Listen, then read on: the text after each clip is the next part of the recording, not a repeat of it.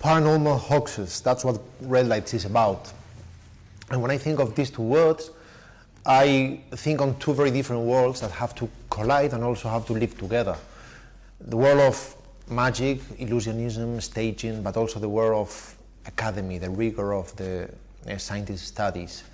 Red lights is somehow a study of the mechanisms of perception, about how our brain is not a tool you can trust to perceive reality, because it basically lies. It's such an imperfect tool. Red lights are described in the film as discordant notes, as things that shouldn't be there. It's like if you see the big picture or you see a photo and you feel that something should have been there, that there's something wrong and you still don't know what. When you find out what it is, those are the red lights, like if they were little flashing lights telling you that something is wrong. At the beginning of the film, everybody will feel safe. They will know where they are, or they will think they know where they are. But something happens in the middle of the film that they make them change their opinion. And the thing is that from this moment on, it's not only that they don't know what to think.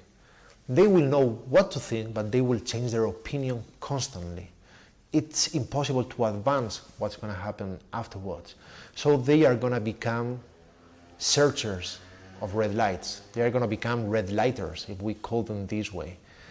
The film will become a kind of game, a kind of adventure, and everybody will need to distrust their own brains, because they will see that their mechanisms of perception are lying to them.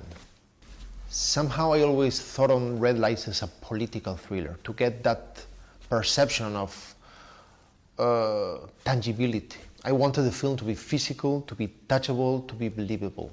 If I think, for instance, in a film I, of course, like a lot, like Poltergeist, I especially like the first part, when everything's physical. For instance, the girl seated on the floor with the football helmet and sliding on the floor. I much prefer that than spirits trespassing the walls, or this ghost hand coming out from the TV set. I wanted everything in red lights to be physical. This way, the sense of doubt is constant. You never know if phenomena you are assisting to is real or is a fake. You don't know if it has a natural origin or it has a supernatural origin. Every time you see something happening, you could think that any of these two explanations would be possible. Everybody will have to doubt, and everybody will doubt. You can only get that if everything you see is physical. In this sense, we did an effort in order to not to go too far. For instance, you see a glass exploding, or a character gets angry and everything starts to tremble, that's believable, because that's totally physical. It could be a manifestation of his mood, or it could be the underground, near the theater. Sigourney Weaver is the only actress I thought from the very beginning. It's the only character I, from the very first moment, thought someone specific should do. Because this character is so sharp and smart, almost cynical, but at the same time so warm. You can feel that there's a real character behind. And Sigourney Weaver has all this.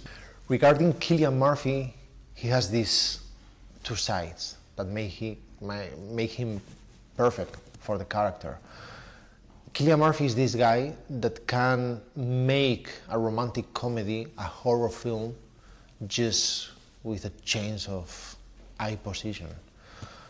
He can be a Boy Scout with such innocent gaze, like if he was a kind of young deer, and in a second he can be so disturbing, like the most dangerous vampire. So he brings these two sides to a character that has to develop a kind of endless arc. Simon Silver is the greatest psychic ever. He has been out of public sight for the last 30 years, and he comes back, we don't know from where, and we don't know still why.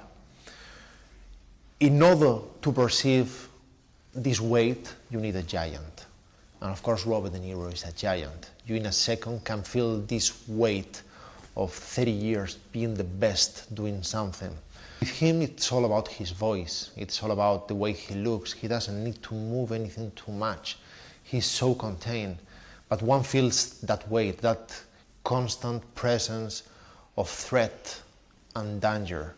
One can feel that he can be so charming, with perfect domain of media, and in a second become the coldest guy.